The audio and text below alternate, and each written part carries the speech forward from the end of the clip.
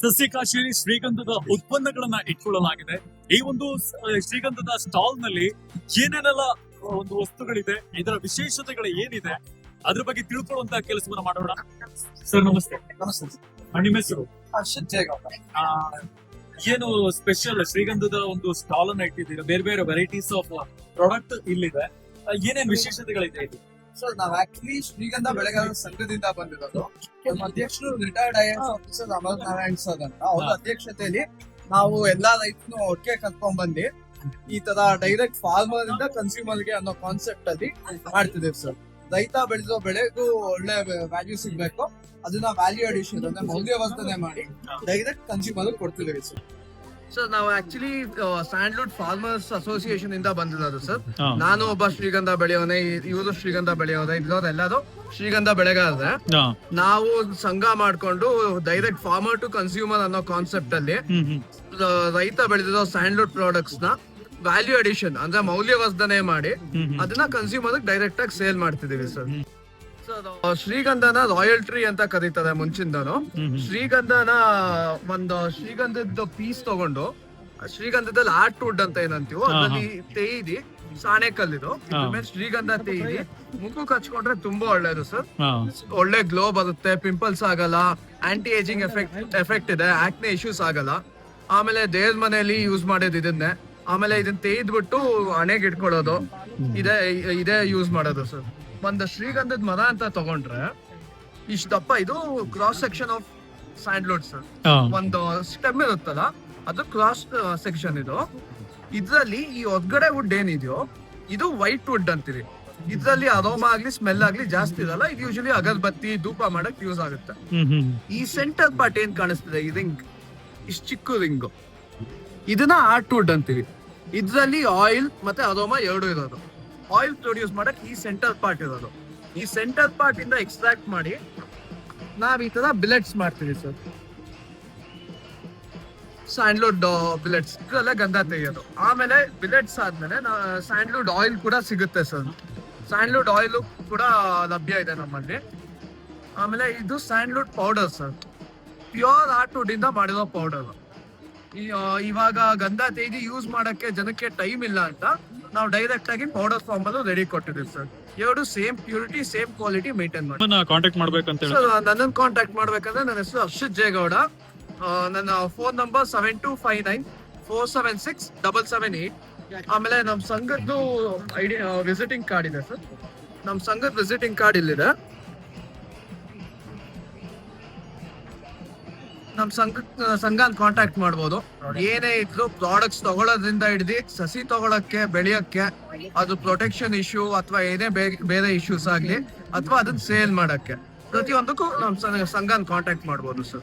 ಇನ್ನು ಇವಾಗ ಎಷ್ಟೋ ಜನ ಶ್ರೀಗಂಧನ ಬೆಳಿಬೇಕು, ಅದನ್ನ ಕೃಷಿ ಮಾಡ್ಬೇಕು ಅನ್ನುವಂತಹ ಒಂದು ಆಸೆ ಇಟ್ಕೊಂಡಿರ್ತಾರೆ. ಬಟ್ ಅದಕ್ಕೆ ಅವರಿಗೆ ಸರಿಯಾದಂತ ಐಡಿಯಾಲಜಿ ಇರಲ್ಲ, ಹೇಗೆ ಬೆಳೆಸ್ಬೇಕು, ಯಾವ ರೀತಿಯಾಗಿ ಪ್ರೊಟೆಕ್ಟ್ ಮಾಡ್ಬೇಕು, ಇದ್ಯಾವುದು ಕೂಡ ಗೊತ್ತಿರಲ್ಲ.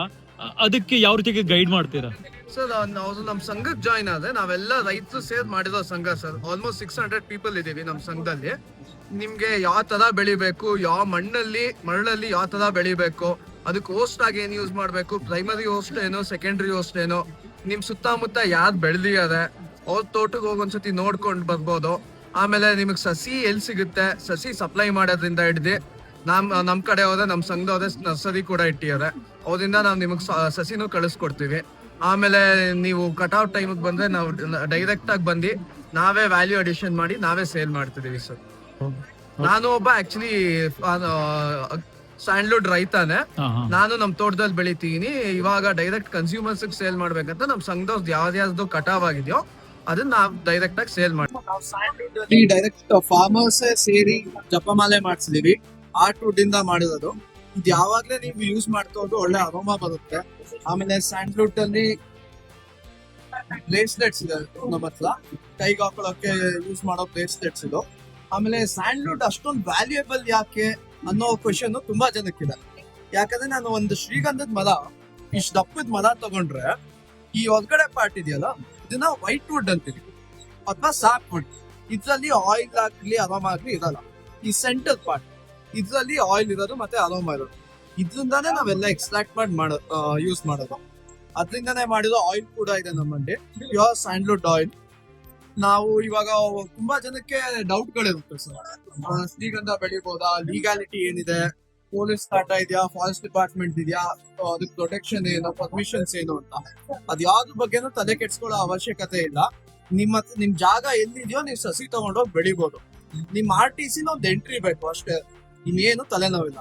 ನೀವು ಆರಾಮಾಗಿ ಬೆಳಿಬೋದು. ಆಮೇಲೆ ನೀವು ಅದನ್ನ ಪ್ರೊಟೆಕ್ಟ್ ಮಾಡ್ಕೊಂಡು ನೆಕ್ಸ್ಟ್ ನೀವಾಗೆ ಗೌರ್ಮೆಂಟ್ ಇಂದ ಪರ್ಮಿಷನ್ ತಗೊಂಡು ಕಟ್ ಮಾಡಿ ನೀವೇ ಸೇಲ್ ಮಾಡ್ಬೋದು, ಅಥವಾ ಗೌರ್ಮೆಂಟ್ಗೂ ಸೇಲ್ ಮಾಡ್ಬೋದು, ಅಥವಾ ಫಾರೆಸ್ಟ್ ಡಿಪಾರ್ಟ್ಮೆಂಟ್ ಗಾದ್ರೂ ಸೇಲ್ ಮಾಡ್ಬೋದು.